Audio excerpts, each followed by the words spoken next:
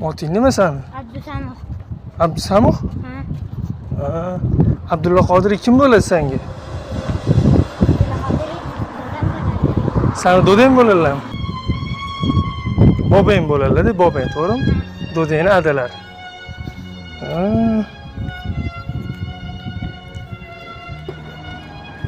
Ko'k rangda. Otingni nima deding? Abdusamov. Abdusamov, ha? Abdulla Qodiriyning avlodlaridan. Hozir Abdulla Qodiriy bobomizni o'zlarini uylaridamiz. Uylariga kelgandim, ziyorat qilganim.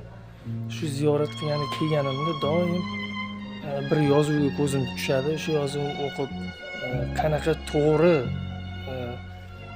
yozib ketilganligini his qilib ko'rib sizlarga bir bo'lishi o'sha yozuvni ko'ringlarchi.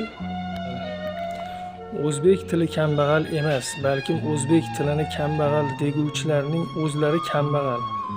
Ular o'z nodonliklarini o'zbek tiliga to'nkashmasinlar. Abdulla Qodiriy. Mana o'zbek tilini bilmaydiganlar uchun tagida inglizchasini ham yozib qo'yishgan.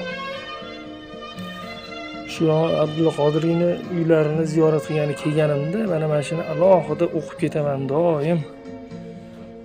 Yaramaslar bor-ku, o'zbek tilini qoralashga urinadigan, o'shalar uchun yozilganda alohida. Keyin men bu yozuvga ham juda bir diqqatinglarni qaratishinglarni xohlardim. O'zbek onasi yaqin o'rtada ikkinchi Abdulla Qodiriyni tug'masa kerak. Abdulhamid Cho'lpon deb yozilgan. Onalarimiz qanaqa bo'lish kerak? Shunaqa insonlarni dunyoga keltirish uchun. Abdulla Qodiriy bobomizning uy muzeylari, Alloh rahmat qilsin.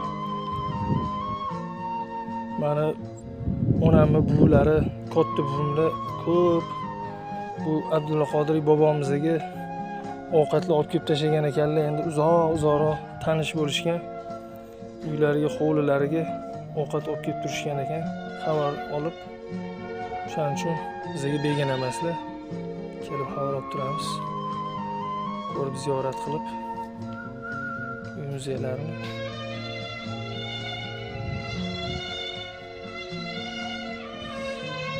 Mana shu o'zlari yashab o'tgan xonalari, xonadonlari ko'rinishi. Pardalarni qaranglar, shamollar hilpirab chiroyli manzara bo'lib turibdi.